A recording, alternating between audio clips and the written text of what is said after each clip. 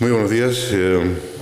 Vamos a iniciar la tercera sesión de las primeras jornadas guadalupenses Patrimonio de la Humanidad, con la que la organización de las mismas pensó que había que dedicar al turismo, la relación de turismo y patrimonio. Y para esto, siguiendo la mecánica que hemos seguido en las demás sesiones, vamos a iniciar con una ponencia marco que va a correr a cargo de don José Manuel Pérez Pintor, que es profesor de Análisis Geográfico Regional de la Universidad de Extremadura. Es doctor en Geografía y, como digo, profesor del Departamento del Área de Análisis Geográfico Regional en el Departamento de Arte y Ciencias del Territorio de la UEX. Es máster en Desarrollo Local Sostenible, Agenda 21, Urbanismo y Ordenación del Territorio y en Tecnologías de la Información Geográfica, es decir, SIG y Teledetección. Ha participado en proyectos I+D, I+I, financiados en convocatorias públicas y en especial relevancia con empresas y con administraciones. Y entre otros proyectos, pues cabe mencionar los de los observatorios de la Euroregión, Alentejo Centro Extremadura, y de la Red Ibérica de Entidades Transfronterizas Urbanas.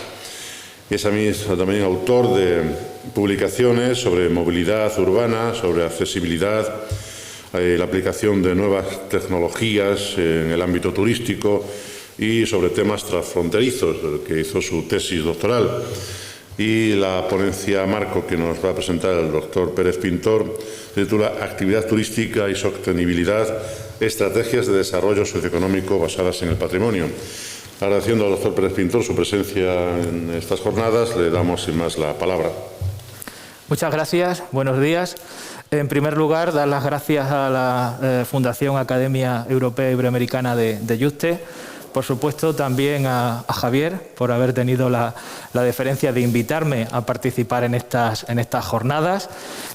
Poder tratar pues, un tema tan interesante como es la actividad turística en sus implicaciones y en un momento complicado precisamente para esta actividad, de tal manera que muchas gracias, muy agradecido y además me siento pues muy bien acompañado pues de muchos compañeros, caras conocidas y por lo tanto para uno es muy gratificante. Gratificante además cuando pues me he levantado esta mañana en Cáceres, donde resido, he pasado por Trujillo, he llegado a la zona de Los Lagares, Villuercas y Bores, por lo tanto no tiene uno mejor manera de comenzar el día que con este recorrido geográfico, pero al mismo tiempo patrimonial y desde el punto de vista, por lo tanto, muy enriquecedor y además con el día tan estupendo que tenemos. Bueno, en líneas generales, desde el punto de vista de mi presentación, lo he dividido en 5 bloques. Un primer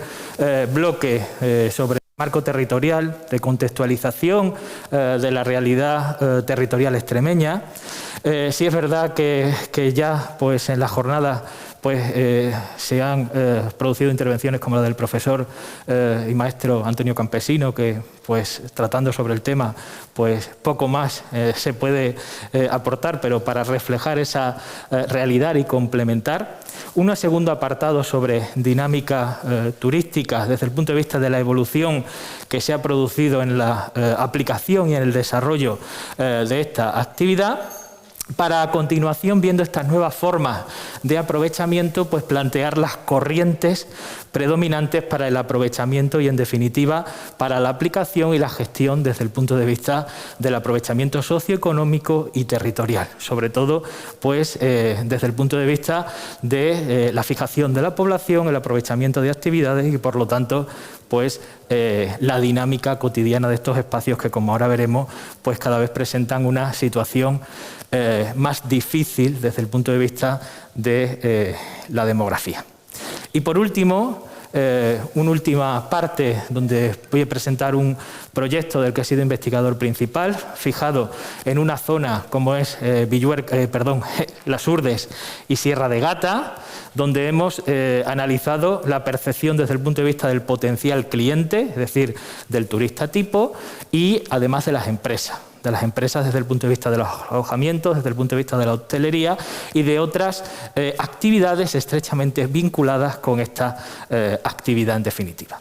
Y finalmente, pues una discusión, conclusiones, más bien discusión, donde plantear una serie de reflexiones, de ideas, que en definitiva yo creo es lo que enriquece este tipo de eventos, estas jornadas, y en definitiva pues nos lleva a poder contribuir, y en este caso, como debe ser fundamental desde la universidad, a transferir ese conocimiento a la sociedad y aportar aquello que pueda ser utilizado en beneficio de la sociedad en su conjunto.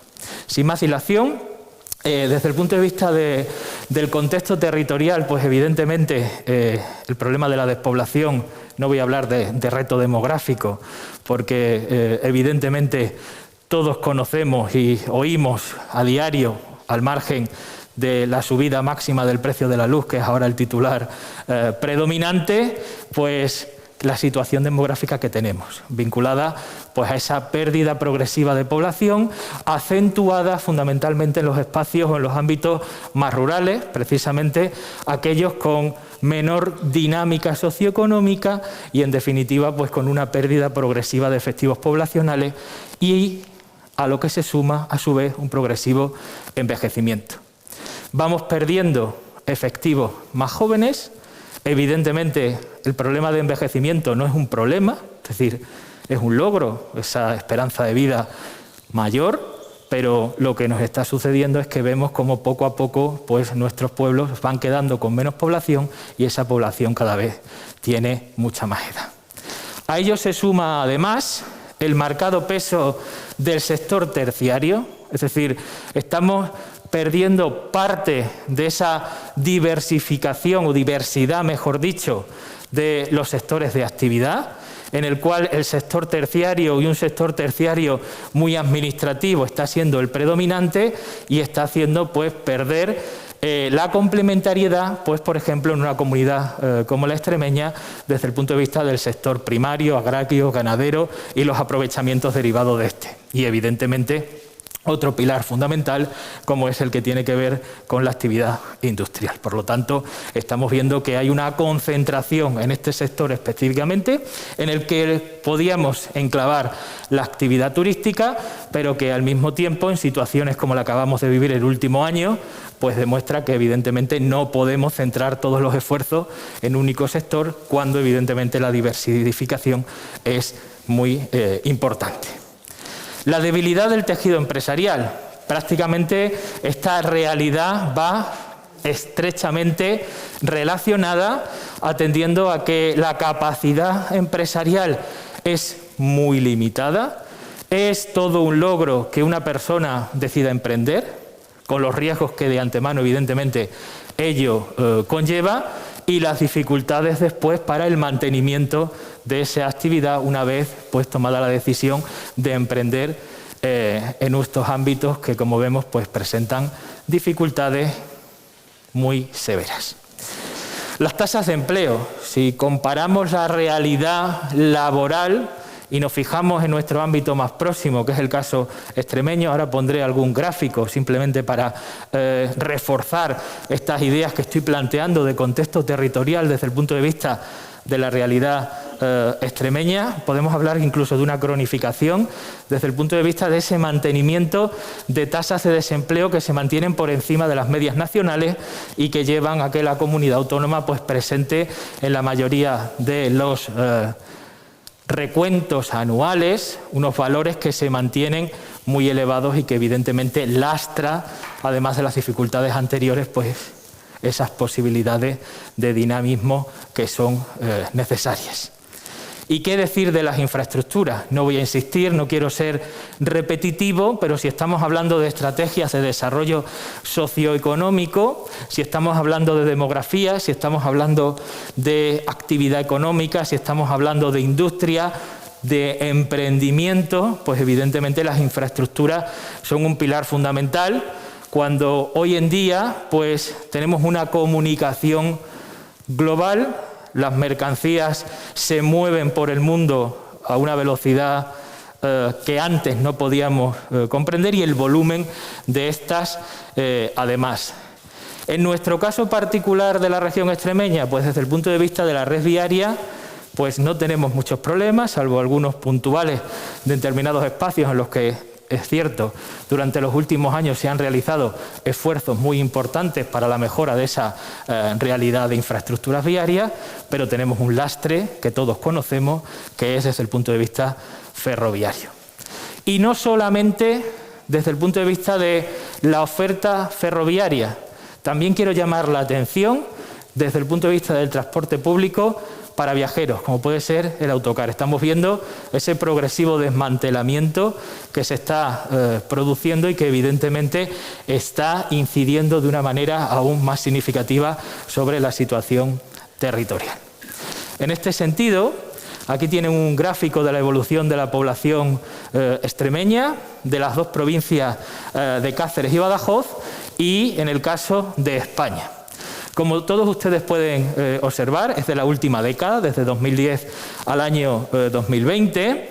En el año 2011 hay un mantenimiento de la población en todos los espacios, pero a medida que avanzamos en el año 2012, vemos cómo en el caso de la provincia de Cáceres, ese descenso comienza en caída, en una caída continuada y que se acentúa durante los últimos años, mientras que en el caso del conjunto nacional, tras esa etapa de crisis, empieza progresivamente a remontar y ahora mismo, viendo aquí los datos específicamente, vemos como la población española censada, mejor dicho, empadronada, porque no disponemos todavía de datos de descenso, es superior a la que teníamos en el año 2010. En el extremo opuesto, pues si nos fijamos en el caso de Badajoz, tenemos una pérdida aproximada de 20.000 personas en una década. En el caso de Cáceres, pues más acentuada todavía esa realidad poblacional, y en el caso de Extremadura, pues evidentemente el descenso se evidencia sobre todo lastrado por la pérdida en la parte norte extremeña. Tenemos también una comparativa, no solo desde el punto de vista del territorio extremeño y las dos provincias, sino atendiendo al tamaño de los municipios. Porque esto es interesante. Atendiendo al tamaño de estos municipios, pues vemos que su oferta de equipamientos, de infraestructuras, de servicios, cambia. Aquellos que tienen un mayor volumen poblacional aglutinan servicios, aglutinan equipamientos y evidentemente son los que en cierta medida fijan a la población a ese territorio, porque si disponemos de servicios a una distancia de 10-15 minutos, máximo de media hora, pues aún así podemos de algún modo frenar esa caída tan drástica de la población que en el caso de esos municipios más pequeños, pues evidentemente se ven ya sin este tipo de infraestructura. Algunos datos de la situación de los municipios extremeños, atendiendo a su volumen o su tamaño, mejor dicho, pues he hecho una categorización en 5 grupos: menores de 1.000 habitantes, 1.000 y 5.000, de 5.000 a 10.000, de 10.000 a 20.000 y de más de 20.000 habitantes. Evidentemente, pues hay una variación en el número de municipios porque se han producido algunas desagregaciones, municipios que se han separado de los municipios matrices y por lo tanto, pues ven ustedes que hay un incremento de 385 a 388, pero lo importante son los números de cada grupo. Vemos como los municipios menores de 1.000 habitantes han pasado de 201 en el año 2010 a 218. ¿Esto qué quiere decir? Que aquellos que estaban en el escalón superior han ido perdiendo peso y han ido pasando a la otra liga, hablando en un símil futbolístico o deportivo, mejor dicho. Han bajado de categoría. En este sentido, vemos que el grupo siguiente, entre 1.000 y 5.000 habitantes, ¿qué ha pasado? Pues que ha pasado de 144 a 135 habitantes.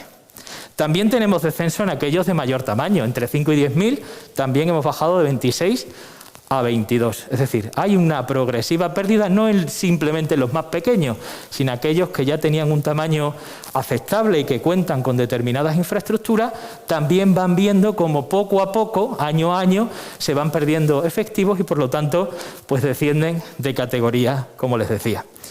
Aquellos que presentan un tamaño a partir de 10.000 y sobre todo 20.000 habitantes, se mantienen los 7.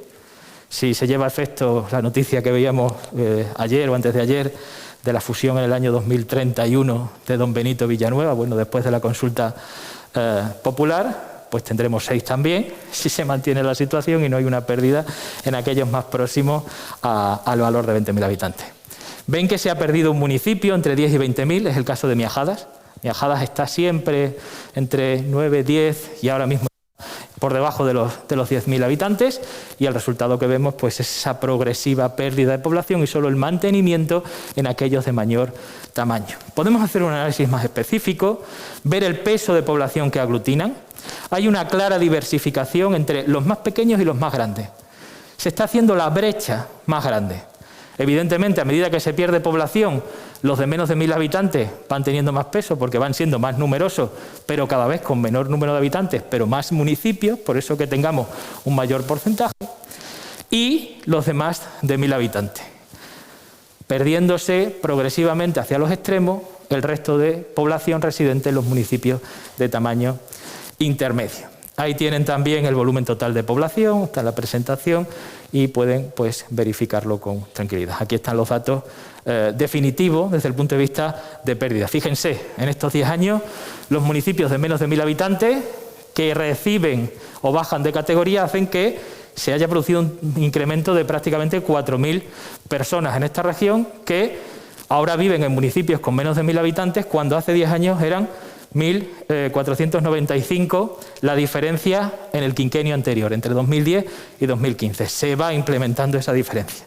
Y las ganancias, pues solo hay ganancias en, como les decía, en menos de 1.000 y en el caso de los mayores de 20.000, con esos 4.096 habitantes.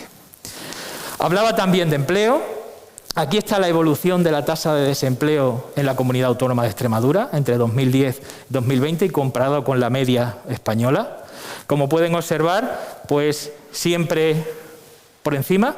En este caso, pues actualmente, en los últimos datos del año 2020, ya sabemos las dificultades, la situación y desde el punto de vista estadístico que tenemos en estos momentos, pero la tasa media española es del 15,5% y la extremeña del 21,8%. Es decir, presenta pues un volumen de desempleo superior que evidentemente se aquilata en el caso de la situación por sexo.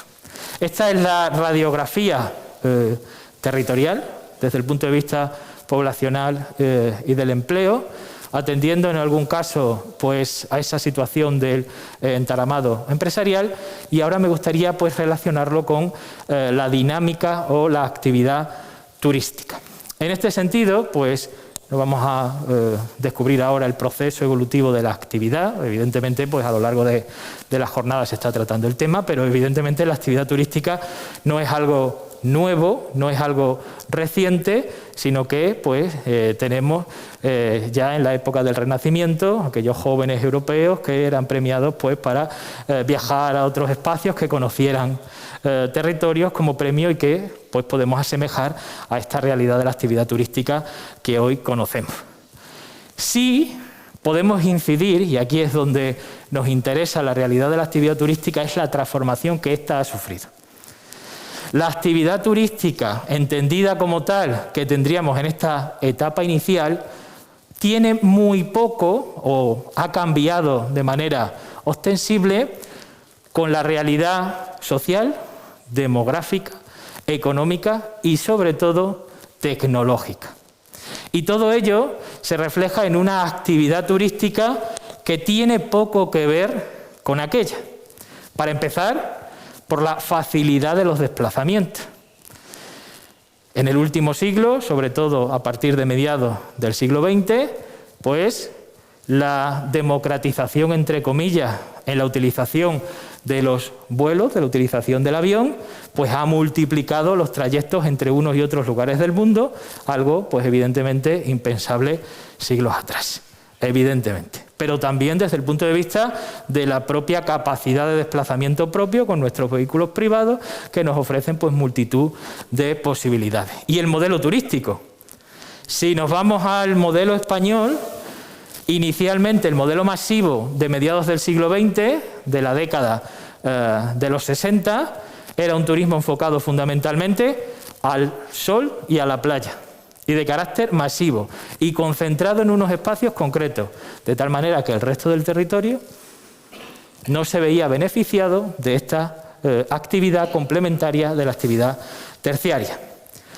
Y evidentemente se ha demostrado que es un elemento clave en muchos espacios desde el punto de vista de complementar esas economías, es decir, no como punto principal de generación de riqueza y de empleo, pero sí como un claro complemento desde el punto de vista, pues, de otras actividades. Y evidentemente, si solo circunscrito a esa primera idea del sol y playa, pues en un país como España, todo el ámbito litoral muy bien, pero todo el centro peninsular pues no se ve beneficiado de esta situación. Y otra cuestión muy importante, pasa el tiempo, el modelo se va transformando, ya no es solo sol y playa, sino que afortunadamente empieza a haber un interés por otros tipos de atractivos turísticos, atractivos medioambientales, atractivos patrimoniales, y estamos en un lugar que es una prueba clara de ese atractivo patrimonial, religioso también, gastronómico, de salud, de congresos, de jornadas como la que tenemos hoy, o incluso de estrellas. Es decir, las modalidades turísticas se han incrementado de una manera muy significativa. Pero esto aquí ha llevado también a un proceso de competitividad entre territorios.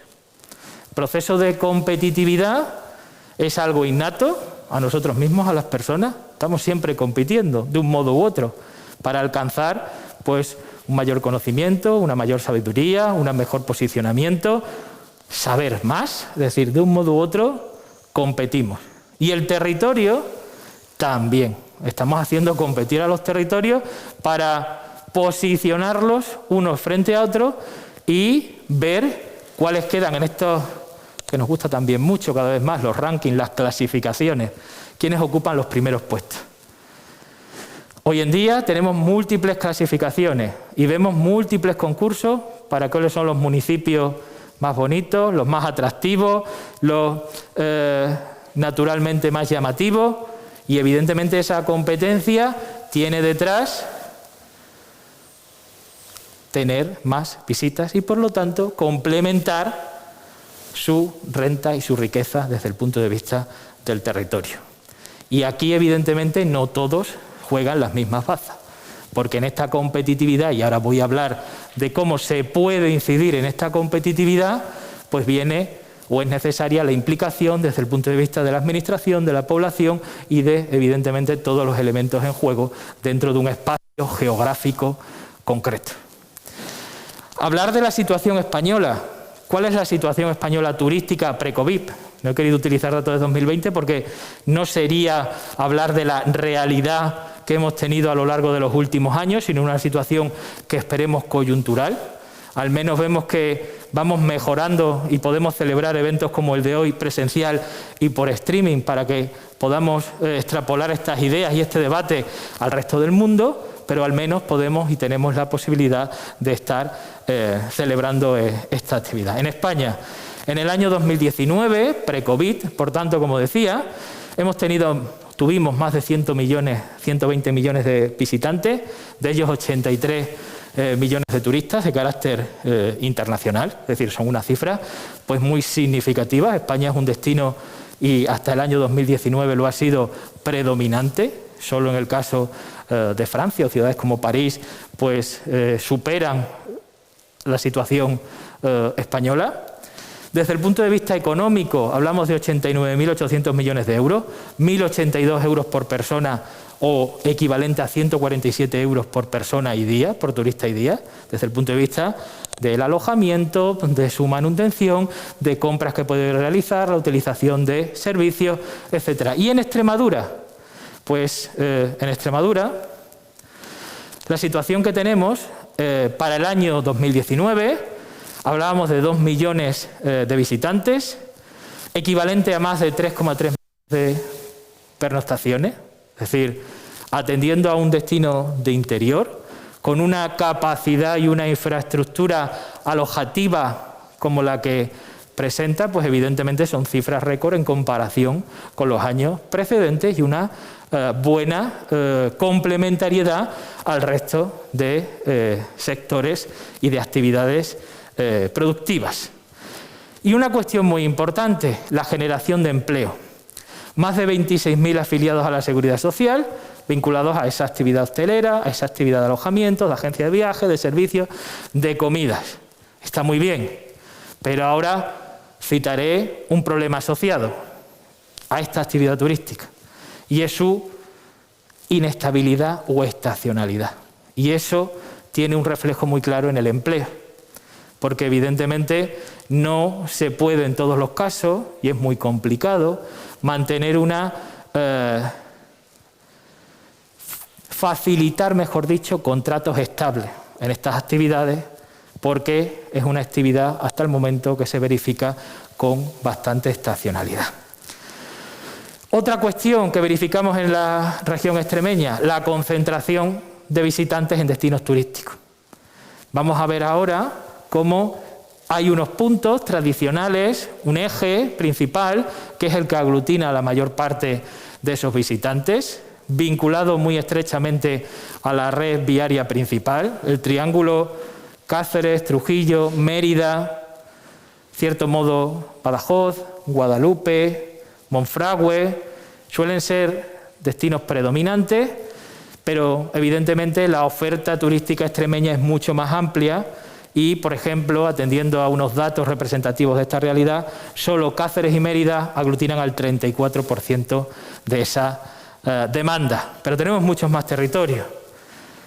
Valle del Jerte, La Vera, Siberia, Villuercas y Bores, 1,9%.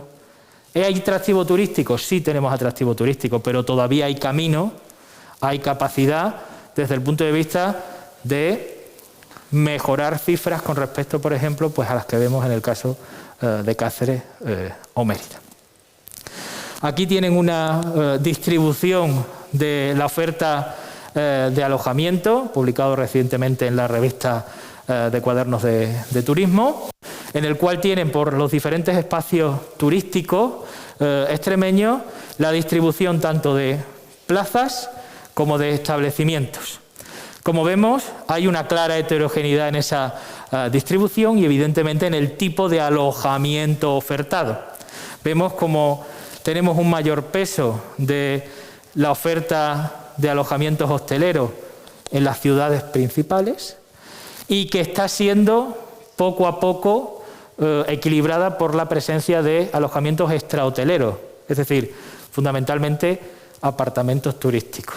Empezamos a ver, por ejemplo, el caso de ciudades como Cáceres, cómo los apartamentos turísticos en los últimos años pues, se han multiplicado de manera muy significativa.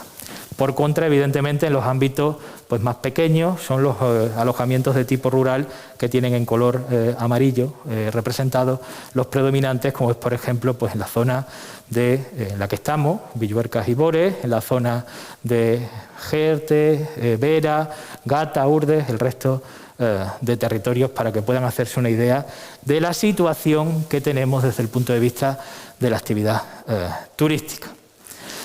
También podemos ver, y hablaba antes de ranking, cómo estamos.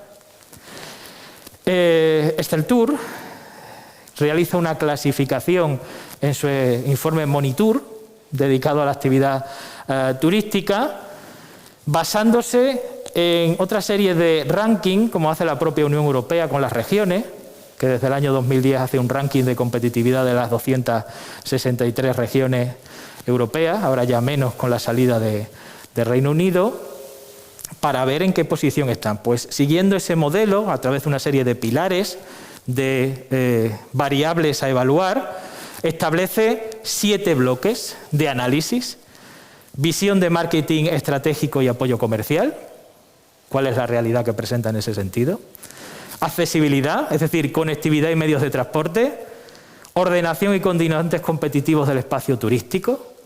Tenemos también diversificación y estructuración de los productos turísticos, atracción del talento, prioridad política y desempeño de resultados. Bueno, ¿cuál es la situación de la comunidad extremeña? Pues de las 17 comunidades, dentro del ranking Esteltur, aparece posicionada en el puesto 16. ¿Todo es malo? No es malo. Por ejemplo, desde el punto de vista de prioridad política y gobernanza turística, se posiciona en el puesto número 6 a nivel nacional. Es decir, podemos en este sentido, estar satisfechos desde el punto de vista que desde la parte administrativa, desde la parte política, pues en margen a los resultados que vemos, hay una implicación. Es decir, se están haciendo esfuerzos, pero evidentemente esto no es fácil reconvertirlo de un día para otro. Ahora bien, y como todos ustedes pueden atisbar, en el pilar de accesibilidad y conectividad estamos en el puesto 17 de 17.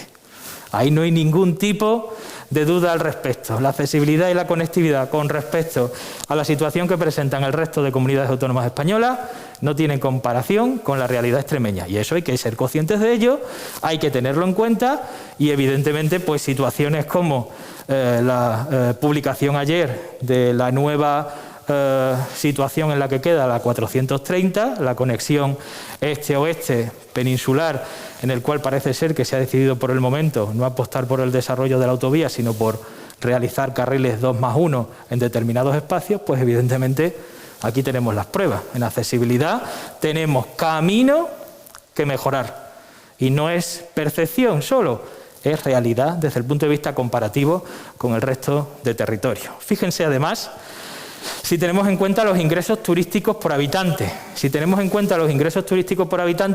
seguimos en el 16. Solo Castilla-La Mancha tiene una menor rentabilidad desde el punto de vista de la repercusión turística, es decir, de lo que se genera en función de los habitantes. Lo que se hace es ver la contribución económica que ha supuesto la actividad, se divide desde el punto de vista de la población de cada comunidad y ahí tenemos el beneficio que nos queda para esta comunidad, 827 euros.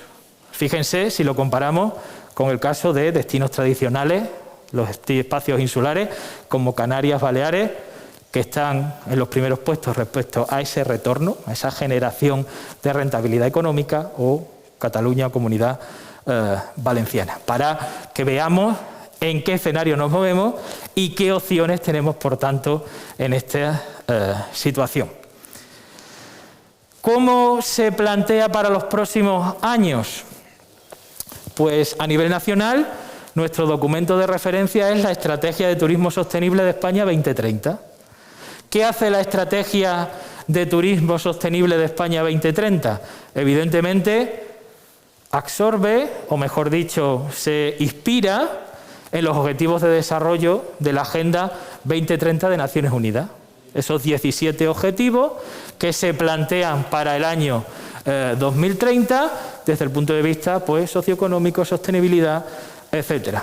En esta línea me gustaría incidir en los ejes principales, sobre todo en unos muy concretos, que aparecen en esta estrategia y que evidentemente las administraciones autonómicas, locales y el resto de entes involucrados pues deben tener en cuenta y considerar a la hora de llevar a cabo sus proyectos de desarrollo turístico. Las relaciones entre los distintos niveles de la administración pública, esto es un mantra que nos encontramos progresivamente, informe tras informe. Tenemos que mejorar la comunicación, tenemos que ser más eficientes en esta comunicación, y no solo entre administraciones, sino también evidentemente con el sector privado y con los agentes sociales. Todos ellos son los encargados de que los diferentes territorios pues evidentemente lleven a cabo esas acciones que va a repercutir en la realidad cotidiana de la población residente en estos espacios, o cómo vamos a vender esos espacios al resto del mundo. El desarrollo equilibrado del turismo en el territorio. Equilibrado, es decir, apostar por modelos masivos tiene un problema, y sobre todo cuando estamos hablando de patrimonio. El patrimonio es un atractivo, es una fortaleza, es una oportunidad, pero hay que ser conscientes de las limitaciones que tiene ese patrimonio, ya sea ese patrimonio natural, ese patrimonio histórico, cultural, etcétera. Todos sabemos que el volumen o las concentraciones masivas no son para nada beneficiosas desde el punto de vista de esa gestión, conservación y mantenimiento, en definitiva, del recurso. Y el punto que voy a desarrollar a continuación y que señala también la estrategia. La estrategia digital. ¿Y por qué la estrategia digital? Pues porque comenzaba hablando antes de que estamos teniendo una transformación de la actividad turística, de la sociedad, en definitiva. Y la sociedad está cambiando. Ya ha cambiado, de hecho. Y los elementos digitales ocupan gran parte de nuestro día a día, van con nosotros a todas partes, nos guían, nos llevan el correo, la agenda, nos comunican con familiares, amigos, con cualquier persona, pero también nos ayudan a buscar información, a obtener información, a comprar. Y por lo tanto, los medios digitales se han convertido en un complemento, o mejor dicho, un cómplice que podemos utilizar también desde el punto de vista de la actividad turística. Por ello, si tenemos un nuevo cómplice con nosotros, que es la digitalización, los elementos digitales, las nuevas tecnologías aplicadas a la actividad turística y el potencial que estos tienen, hay que apostar por un modelo de inteligencia turística, evidentemente, en el que los datos nos van a ayudar a comprender cuáles son las preferencias de los potenciales clientes y, por lo tanto, qué les podemos ofrecer, cómo se lo podemos ofrecer y hasta qué punto. Porque, evidentemente, no podemos obviar el punto que hemos hablado de sostenibilidad. Y, por último, en esta corriente para los próximos años, evidentemente, no podía dejar de mencionar el Plan de Turismo o Plan Turístico de Extremadura 2021-2025 y la Estrategia de Turismo Sostenible de Extremadura, que está ahora pues, en ese proceso inicial en el que se ha presentado pues, un primer documento de diagnóstico, de retos y, por otro lado, de participación ciudadana para que se presenten aquellas ideas o propuestas con respecto a este plan para los próximos años. Si decía que la digitalización es el cómplice, hay que tener en cuenta que esto viene como resultado de esa modificación de ese patrón del turista tipo. El turista tipo es un turista diferente al que teníamos antes. Mayoritariamente es un turista más informado, es un turista que busca una mayor calidad, preferentemente.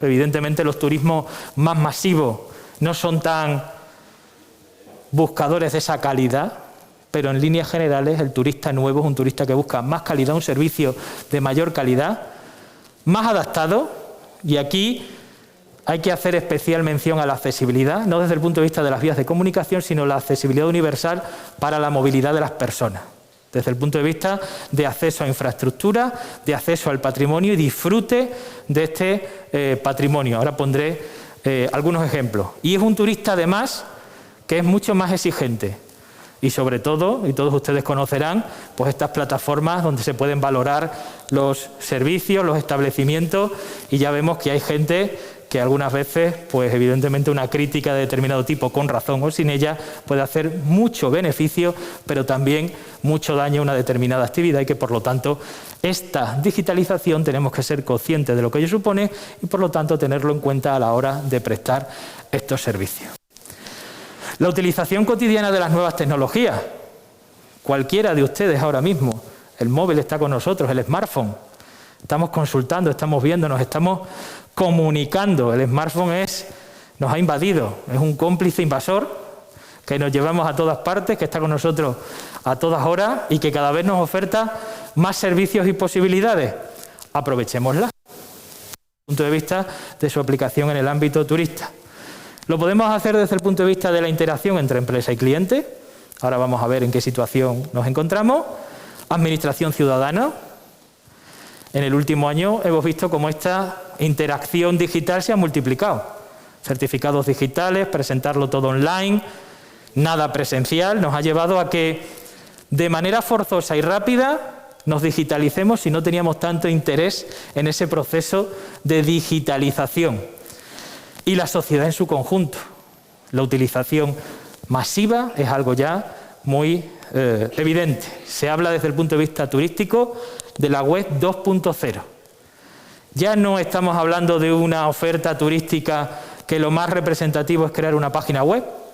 Tenemos creada la página web, ahí se puede ver que tenemos un geoparque, tenemos un patrimonio, tenemos esta serie de recursos. Eso ya queda a un lado. Tenemos que aprovechar esas nuevas posibilidades que se nos ofertan, porque ese turista que es más exigente, que tiene más información, que pide más calidad, interactúa en el previaje, buscando información, interesándose, viendo opiniones, buscando lugares, puntos de referencia, pero durante el viaje, a través de la subida de fotografías a redes sociales, comentarios, y después, es decir, puede en estas páginas de establecimientos pues hacer sus menciones y que por lo tanto está incidiendo sobre la realidad turística y sobre lo que le podemos ofrecer antes, durante y después. Es diferente y por lo tanto tenemos que ser conscientes de esa nueva realidad. Fíjense, aquí tienen un ejemplo entre el año 2011 y 2016 de cuál era la principal fuente de información de los potenciales turistas. La media global de aquellos que consultaban en Internet, en agencias o amigos. Internet ya en el año 2011 era el predominante, pero es que en el 2016 sube ya hasta por encima del 60%. Es la principal fuente de información. Y tenemos ejemplos de personas del Reino Unido y de los países nórdicos. Y vemos cómo, en el caso, por ejemplo, de los países nórdicos, se alcanzan ya cerca del 75% de esos posibles turistas utilizan Internet como referencia. Por lo tanto, tenemos que ser conscientes de ello. Vemos como, no solamente a nivel internacional, aquí tenemos la utilización en España de Internet y de smartphone. El cómplice perfecto es el smartphone, ya ha superado Internet. Prácticamente el 100%, estamos ya en un 95% aproximadamente, de la población utiliza el smartphone habitualmente. En este sentido, tenemos como entre 2010 y 2020, aquí tenemos el volumen de población española y de Extremadura que utilizan Internet cotidianamente. Ahí vemos que está muy pareja la realidad extremeña y nacional, prácticamente entre el 90 y el 95% en ambos casos, y con una subida de más del 30% en apenas una década. Prácticamente la totalidad de la población, independientemente de la edad, salvo casos excepcionales. Es decir, ya ese salto intergeneracional se va rompiendo, que teníamos inicialmente y que también hemos forzado en muchos casos.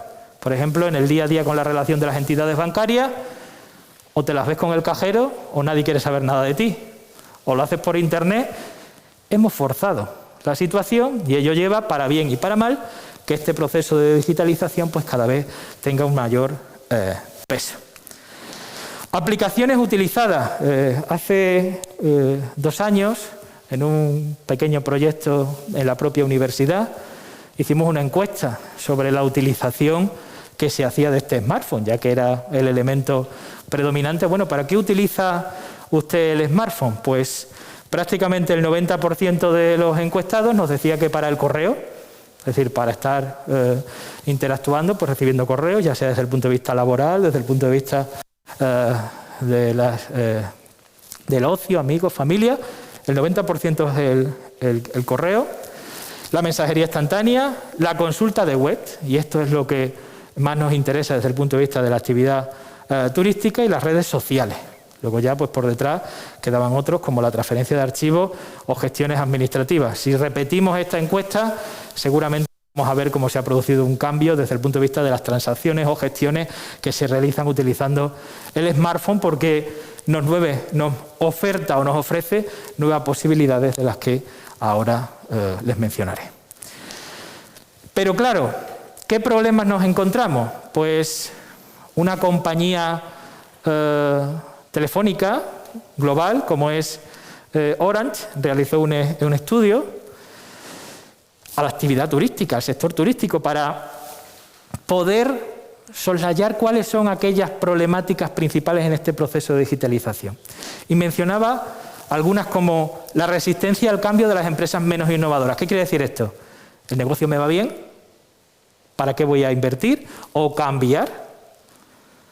Sin pensar en que esto es algo vivo, transformante, en cambio, y que por lo tanto que vaya bien hasta ahora no quiere decir que no tengas la necesidad de realizar algunos cambios precisamente en este ámbito de este nuevo modelo de actividad turística.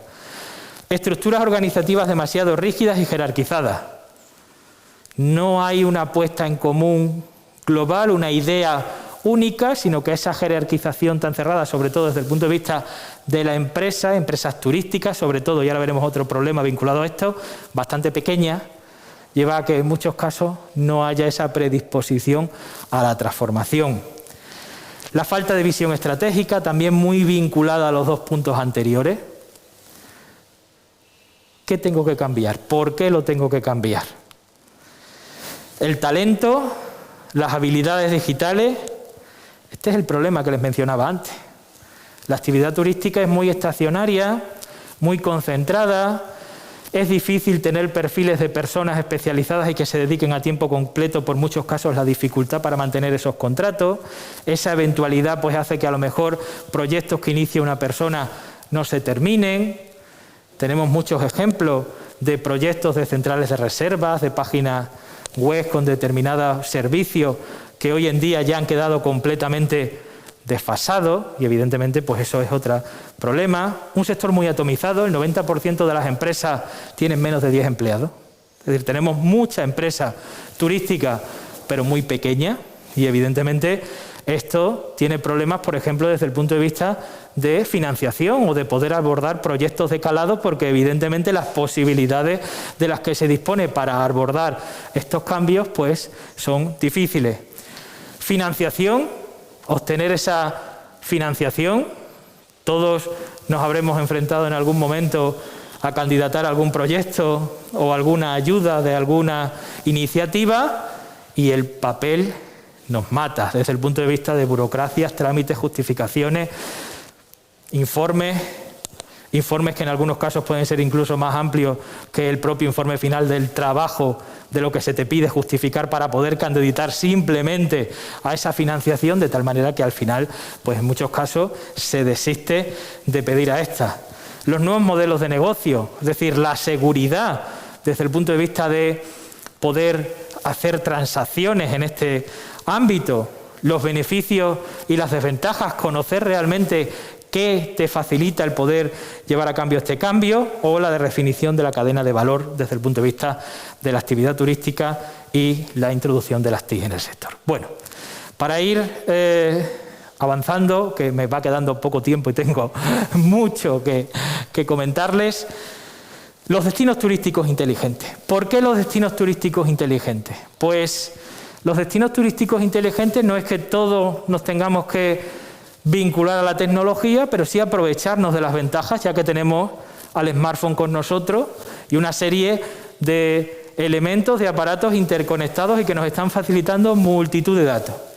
En este sentido, la iniciativa de destinos turísticos inteligentes nos facilita converger en algo fundamental para el desarrollo económico: el territorio, la economía, la sociedad y evidentemente el marco normativo, regulatorio, las normas para que evidentemente esto tenga un funcionamiento eficaz y efectivo.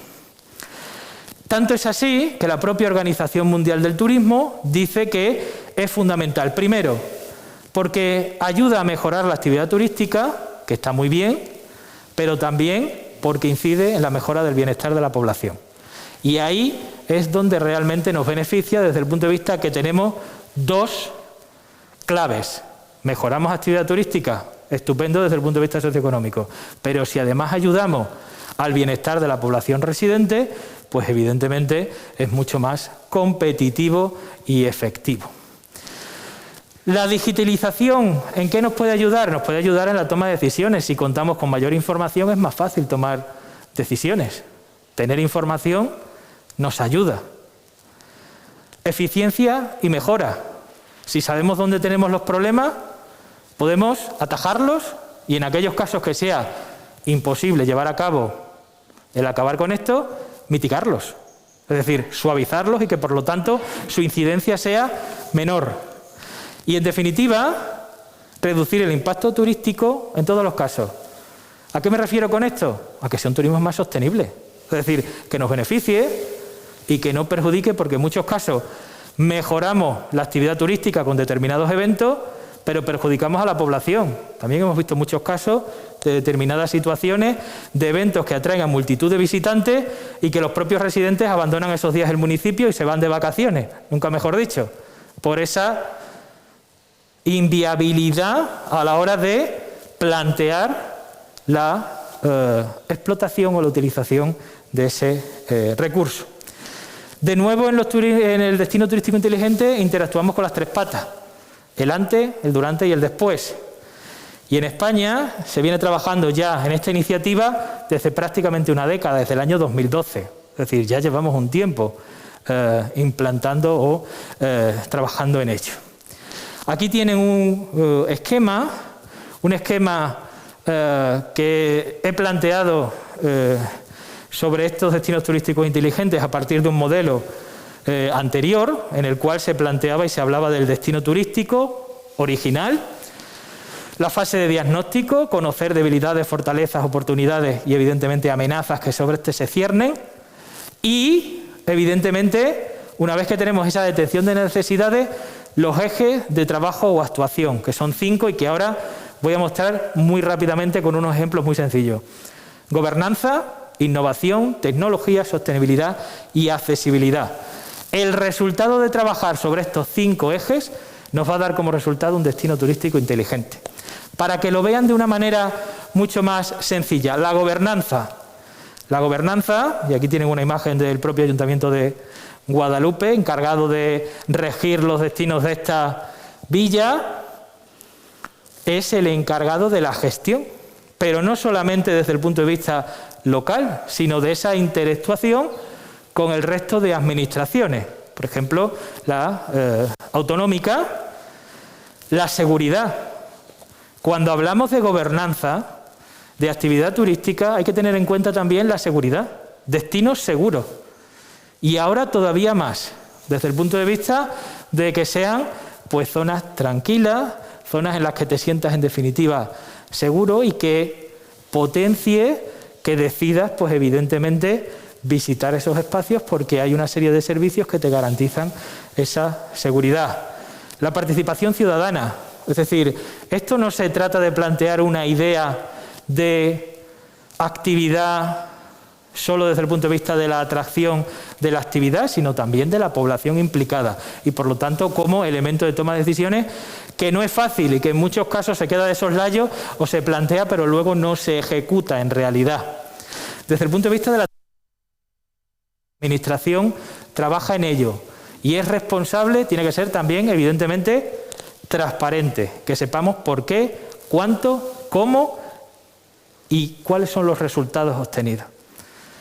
La colaboración pública-privada, por supuesto, y evidentemente también el marco normativo, regulatorio, organizativo. Desde el punto de vista de la innovación, esta es ya una imagen cada vez más cotidiana, ya ni siquiera necesitamos una tarjeta. El propio móvil es nuestro método de pago y cada vez más no llevamos ya dinero en efectivo y por lo tanto pues llegas a determinados lugares y mucha gente pues no tiene la posibilidad porque no dispone o ya se ha acostumbrado a esta nueva situación. Nuevos elementos urbanos vinculados a esa nueva realidad, al utilizar determinados, pues los smartphones, sobre todo necesitamos batería, que no se nos termine pues conformar o complementar la utilización de elementos urbanos para el descanso, el disfrute y al mismo tiempo que nos permitan pues el mantenimiento de estos aparatos. Desde el punto de vista patrimonial, los museos, en los elementos o recursos patrimoniales, en definitiva, pues fundamentales para ello. También desde el punto de vista de los alojamientos. En muchos alojamientos ya también desaparecieron las llaves y ahora ya van desapareciendo las tarjetas. Ya no tenemos el problema de pasar 15 veces la tarjeta y ver luego que está desactivada y que no se enciende el pilotito verde. El móvil. El móvil es también, ahora ya en muchos casos, el elemento que nos permite el acceder porque el propio hotel nos ha creado un perfil donde tenemos ahí el alojamiento, mejor dicho, toda nuestra habitación, lo que queremos, cómo lo preferimos, etc., etc. Desde el punto de vista de la tecnología, esto se equivoca muchas veces con las Smart Cities. Las Smart Cities, donde los sensores nos invaden. Ayer creo que estaba invitado el concejal de turismo del Ayuntamiento de Cáceres. Cáceres es un ejemplo en la utilización de sensorización desde el punto de vista de la utilización de los espacios, de ver aforos, de cómo se encuentran patrimonio. Pero no solo eso. Conocer los aforos está muy bien, pero, por ejemplo, si ofertamos bicicletas, el nivel de carga de estas y la disponibilidad de las mismas, conexiones wifi, quién se conecta y cuáles son sus intereses. En Benidorm esto lo tienen muy explotado y es un destino tradicional, pero tienen muy implantado este modelo. Conocen con claridad quiénes se conectan, sus perfiles de edad, sus preferencias, y en función de eso hacen una oferta cultural u otra. Evidentemente están buscando seguir las preferencias de esas personas de tal manera que la oferta no se quede en lo tradicional y aprovechar ese nuevo tipo o metodología de turista. Desde el punto de vista de la sostenibilidad, los nuevos modelos de iluminación, evidentemente, menos contaminantes, más respetuosos y que es fundamental.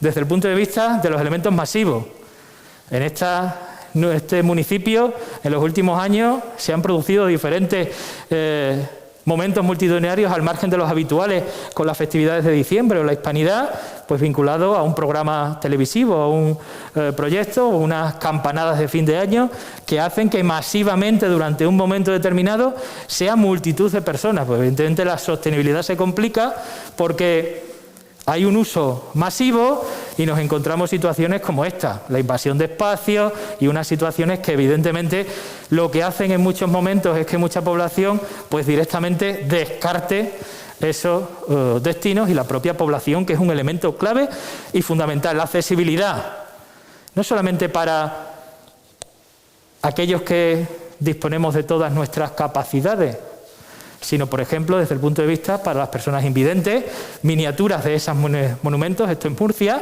una representación de la catedral para que pueda ver cómo es el recurso. Aquí tienen otro caso, en el propio mobiliario público, para identificarlo, o aquí en Nápoles, toda la barandilla, lo que nos muestra, si la vas tocando en braille, es el paisaje que estás viendo. De tal manera que estás haciendo un ejemplo claro de accesibilidad o que tenemos aquí también muy próximo, un monumento patrimonial como el monasterio y con ese acceso global. Bueno, en Extremadura tenemos 3 ejemplos de destinos turísticos. Badajoz fue el primero en 2015, Valle del Ejército en 2017 y Monfragüe en el 18. ¿Son destinos turísticos inteligentes? No. ¿Han iniciado el camino? Han llevado a cabo algunas iniciativas que se engloban dentro de esa visión de gobernanza, innovación, tecnología, accesibilidad y sostenibilidad, pero todavía queda un camino muy largo. Hay otras aplicaciones, para ir terminando, las páginas web tradicionales, las APP. Las APP nos ofrecen un mundo interesante desde el punto de vista de lo que podemos ofrecer. Los bots, es decir, cuando escribimos, por ejemplo, con la empresa eléctrica, volviendo a la actualidad, o como otras muchas empresas, escribimos en un chat que parece que nos contesta una persona, pero es un bot. Es decir, tiene recogida una serie de palabras clave y en función de lo que escribimos nos da una respuesta. Por ejemplo, aquí tenemos un modelo de Málaga en el cual nos da respuestas sobre la ocupación de los parkings, sobre la localización de diferentes elementos, etc. Otra iniciativa desde el punto de vista digital, la realidad aumentada, etc. Desde el punto de vista de aplicación, último, bueno, pues recientemente, en el año 2019, desde la Universidad de Extremadura, en el proyecto de Diputación de Cáceres, como investigador principal, se nos concedió el proyecto de repercusión socioeconómica de actividad turística en Sierra de Gata y Urdes. ¿Qué es lo que buscábamos? Pues en este plan de iniciación participamos diferentes profesores, yo como investigador principal de la Facultad de Filosofía, del área de Arte, Ciencias del Territorio y de la Facultad de Empresas y Turismo, y lo que hacíamos es analizar la competitividad y evidentemente promover esa transformación. ¿Cómo lo hicimos? Evidentemente, primero diagnosticamos, segundo, consultamos a los elementos interesados, población por un lado y por otro, empresas. Interpretamos la información y elaboramos el informe y un geoportal, una herramienta. Aquí tienen resultados de la encuesta a la población, es muy amplia, se va a publicar el próximo mes, de cómo visito, cómo rebusco la información. Vemos que la mayoría digital, 69%. ¿Cómo la obtuvo? Fundamentalmente en páginas web. ¿Qué más? Cuestiones importantes, calificación, esto es muy importante. ¿Cómo cualificaba esa oferta alojativa? Y termino. Aquí vemos las empresas, ¿de acuerdo? Igual, mayoritariamente digital, y me voy a la conclusión. Aquí tienen el geoportal, está disponible y lo pueden ver online, ¿de acuerdo? Con toda la información, rutas, alojamientos, todo. La publicación, que saldrá el próximo mes. Y conclusiones, y termino. No hay recetas mágicas. Podemos ayudar, podemos dar ideas, pero evidentemente no podemos dar la solución única. Sí una adaptación a cómo podemos mejorar. Y tenemos esas amenazas, tenemos esas... Ya terminando. Y para terminar, quiero... Ahora si hay alguna cuestión lo vemos. Esta reflexión.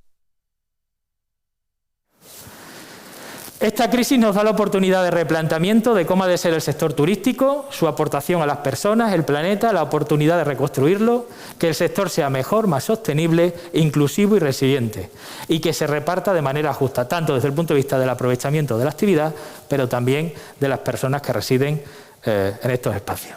Nada más, muchas gracias y quedo a su disposición por si tienen alguna cuestión. Gracias.